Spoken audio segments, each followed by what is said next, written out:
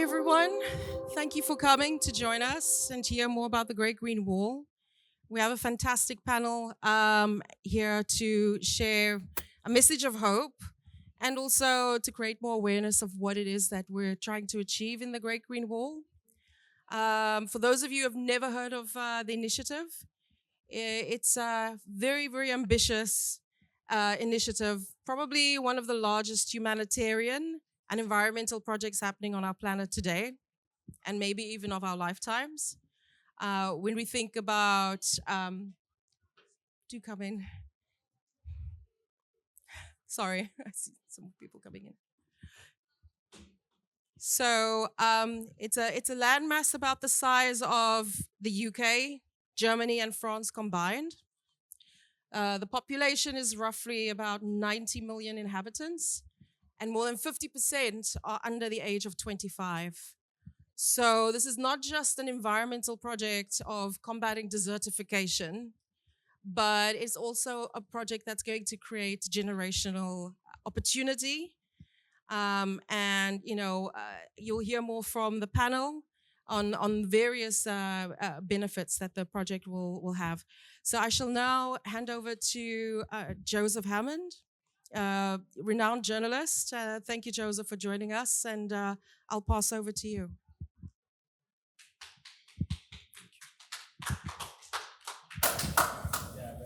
Thank you. Literally passing over the microphone here. We got a little bit of a late start here off the blocks, but we'll jump right into it.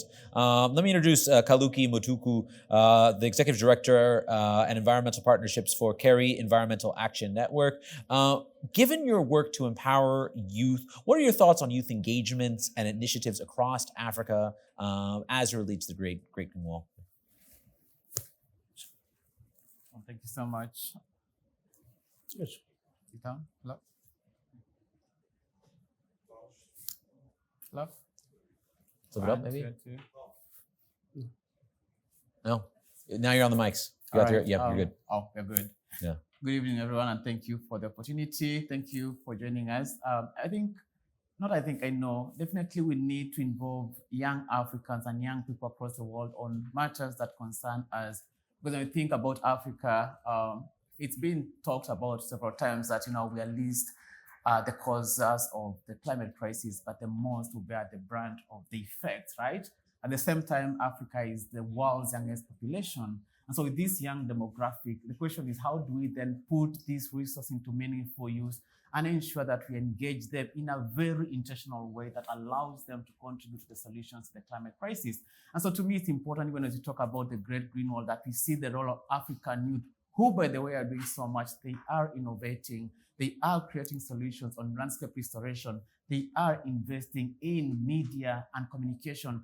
They are actually even interrogating the policies. And to me, this is the key role that we are already playing. And so in this aspect, then I want to invite all of us to see that potential role that young people are playing to actually bring about this context and ensure that we are actually putting the resources where it matters most, in the young people in Africa, and ensuring that we can actually have the commitments of the Great Green Wall being achieved across the continent. Thank you. Amazing. And you're from Kenya. I should also mention you have a lot of initiatives to do with media, a lot of great work with youth. We're going to hear more from you. Sheikh Hamdan, you live in Dubai, Kenya, Dubai, two of my favorite places. You have extensive social media following.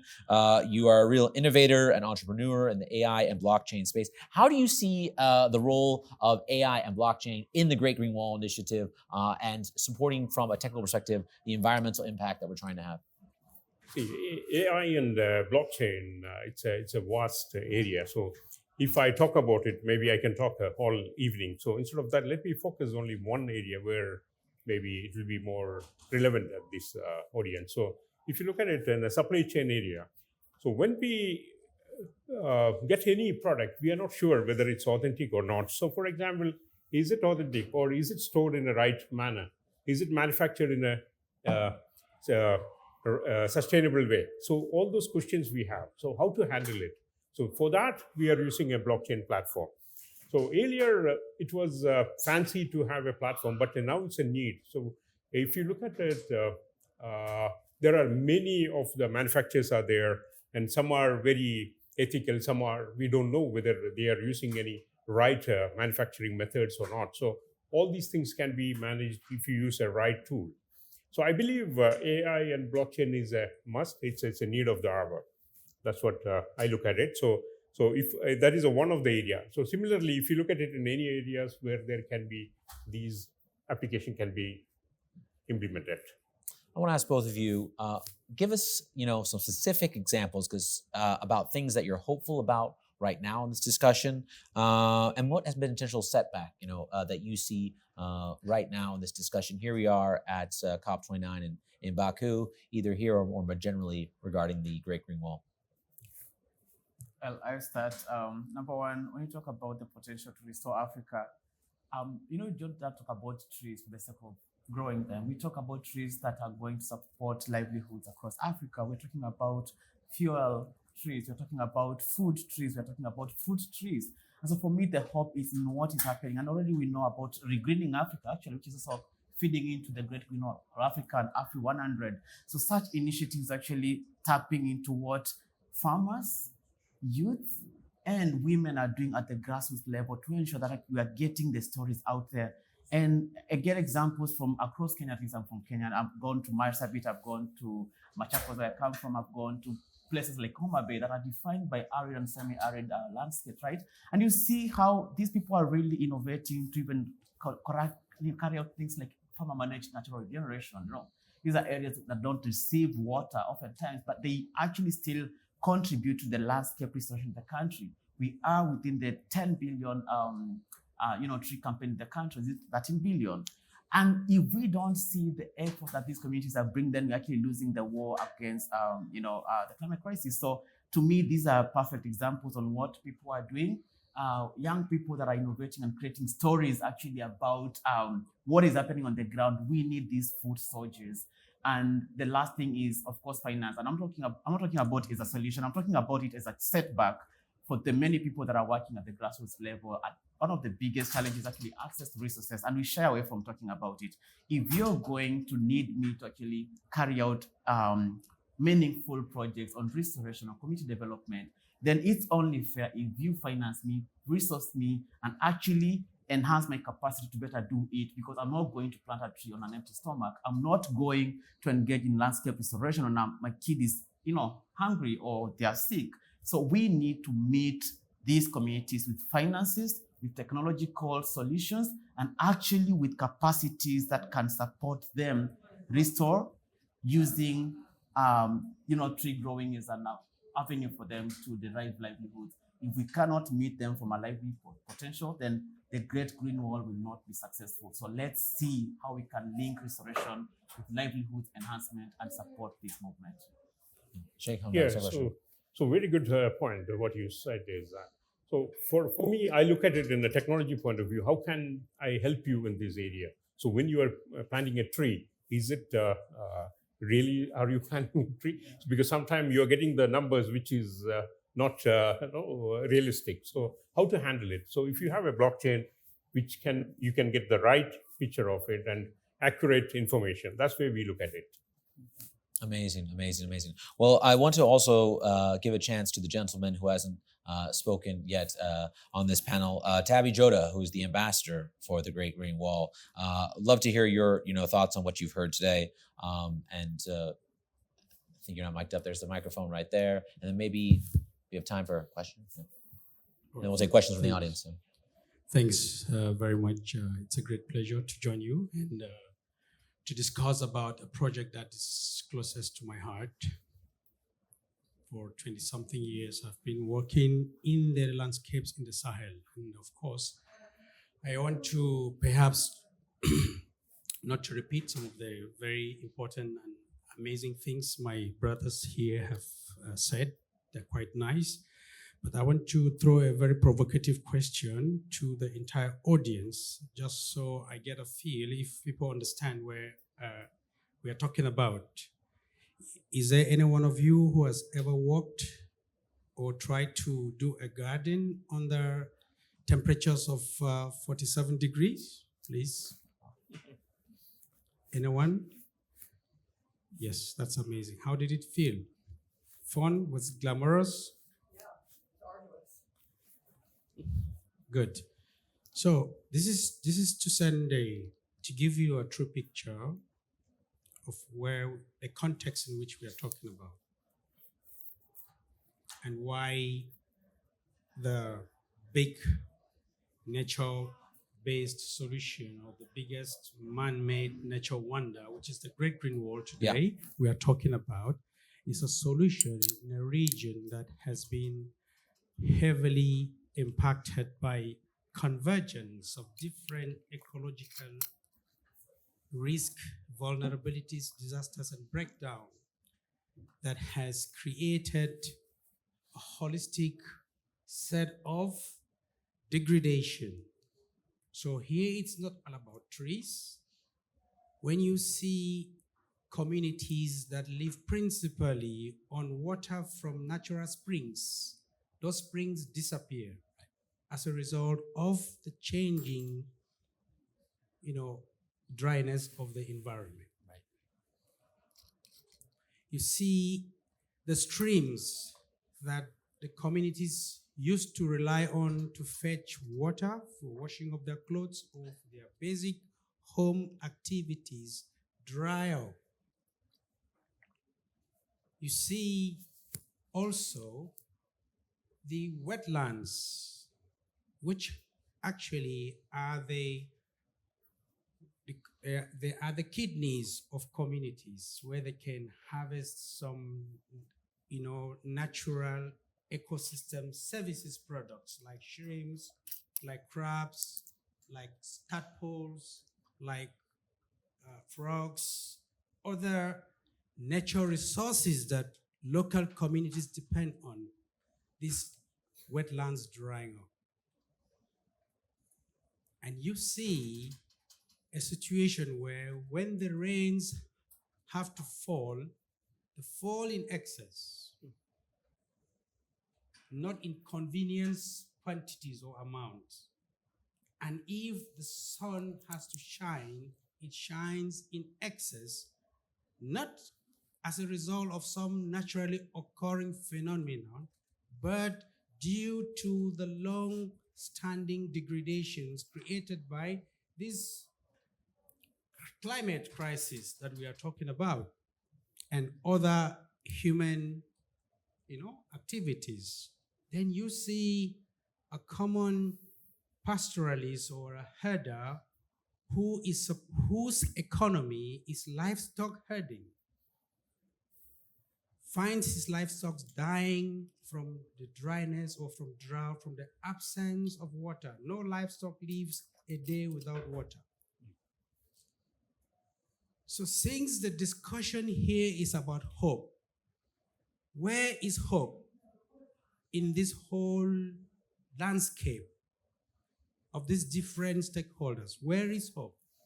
When your livestock is dying of excessive weather extremities, when your basic well-being source or resources are disappearing, where do you find hope?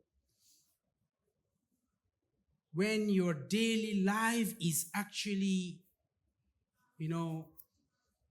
overwhelmed by different risks, left, right, center, you are in the middle of risk, vulnerabilities, and catastrophic events. Where is hope? So this is to say a little bit the context in which the Sahel of Africa finds itself and why the solution today called the Great Green Wall, which is a bold global attempt or a bold global response to address these catastrophic events in a way that it does not only help people for a day or for a short time, it helps people for the rest of time.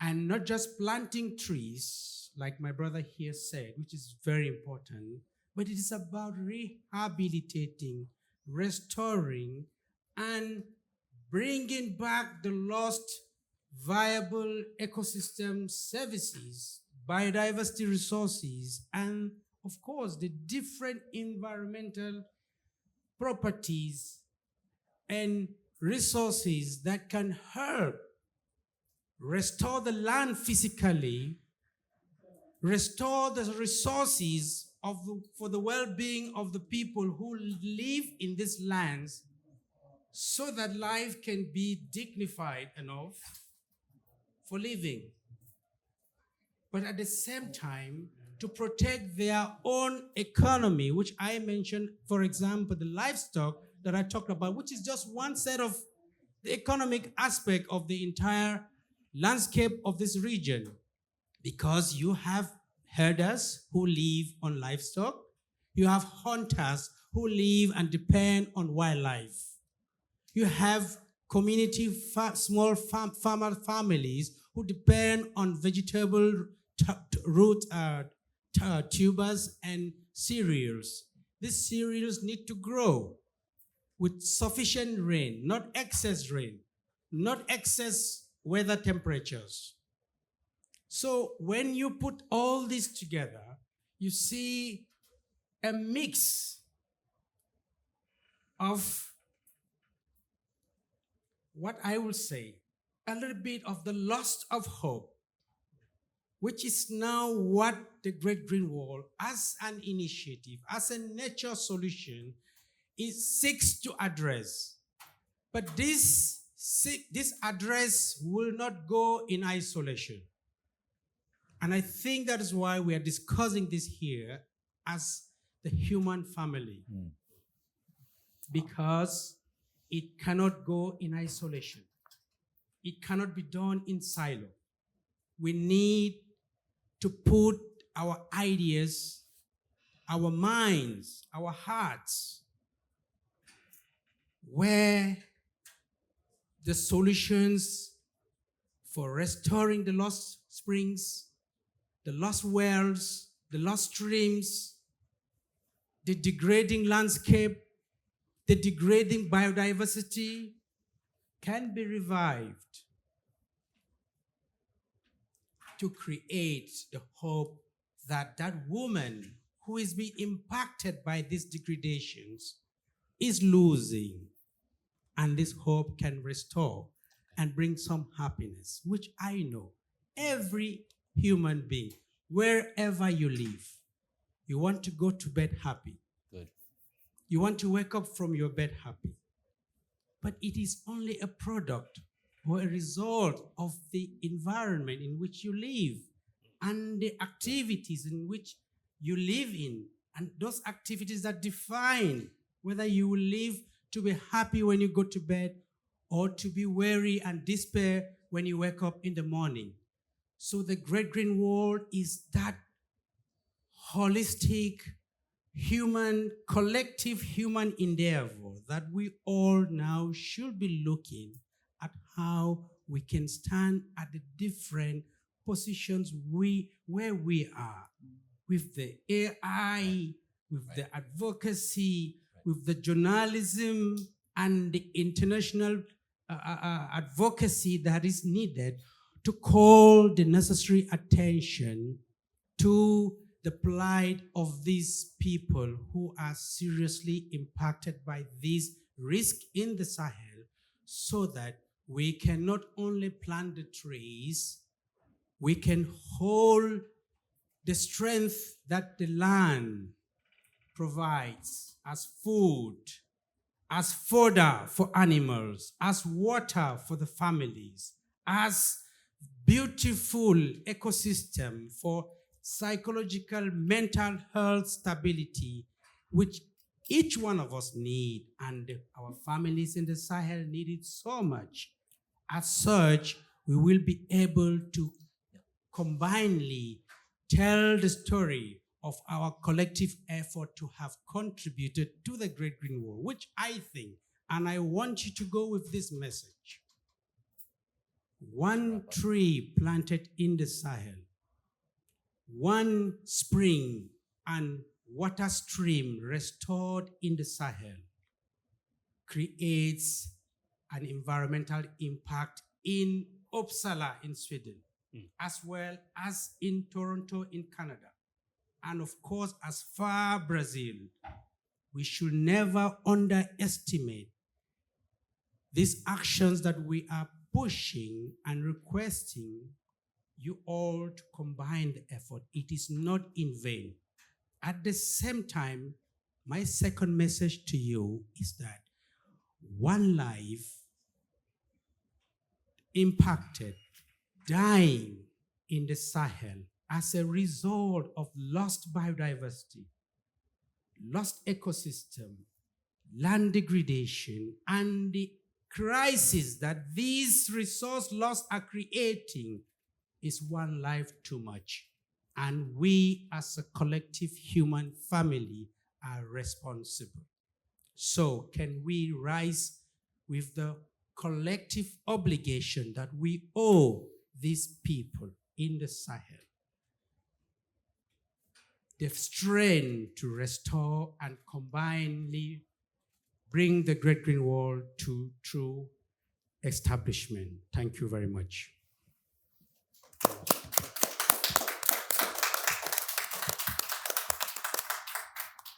Well, I think that's about all the time we have. So thank you so much for joining us here. Yep. One question. One question.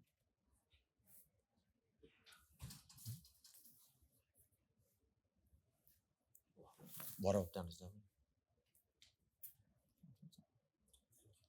No? Okay. One question. One question. Yeah, one question.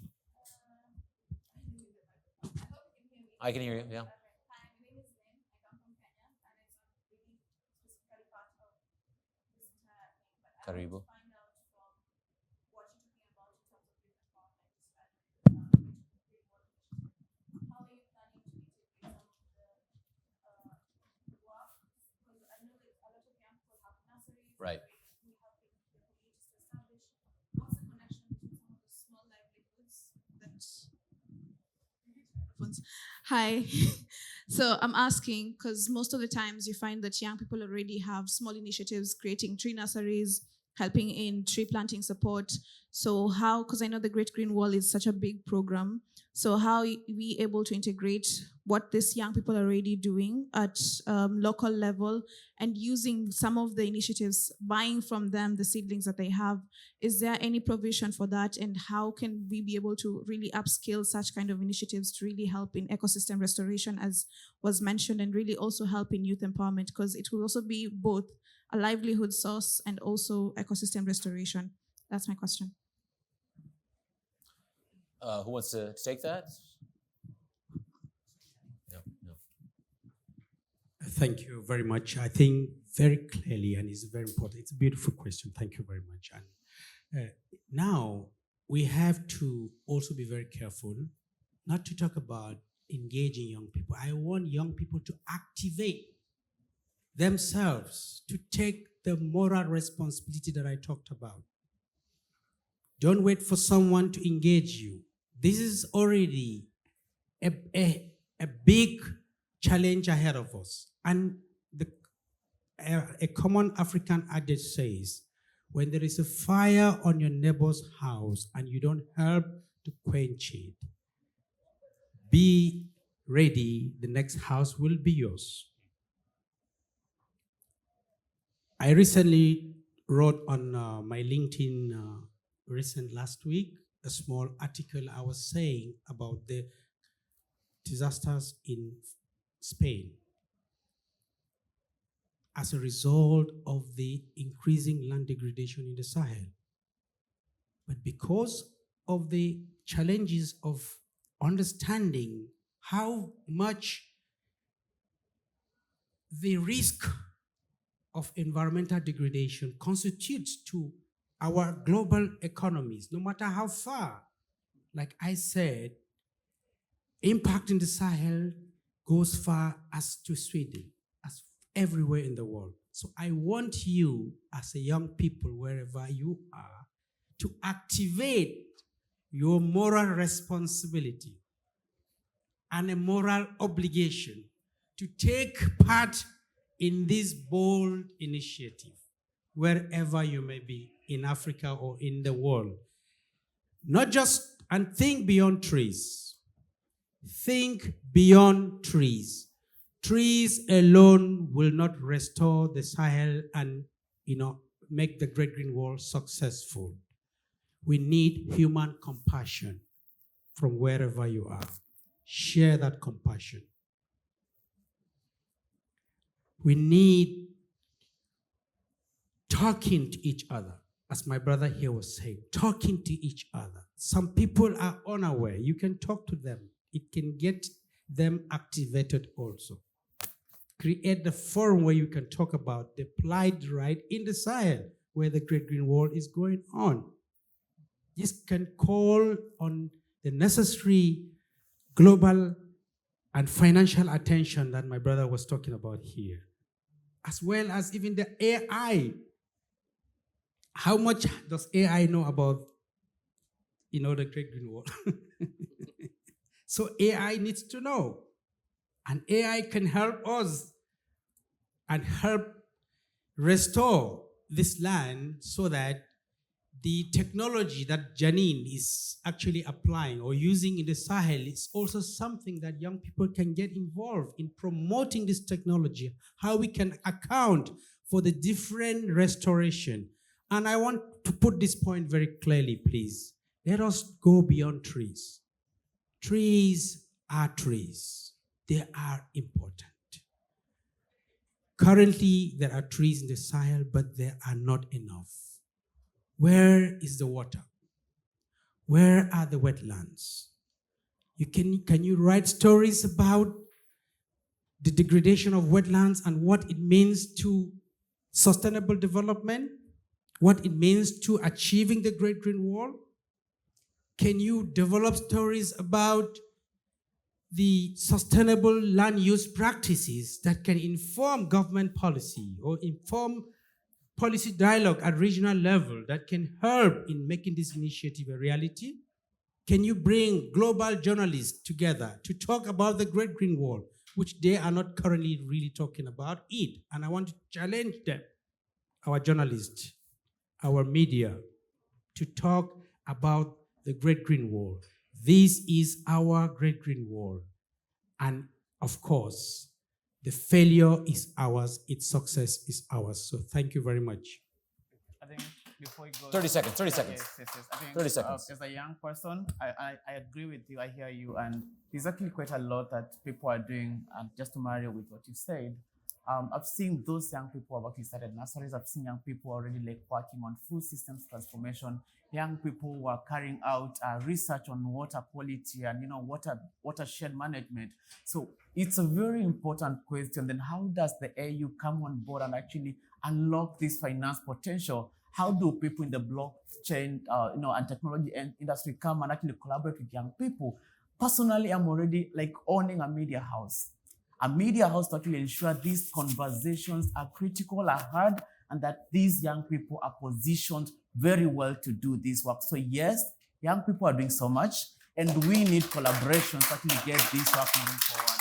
Thank you so much.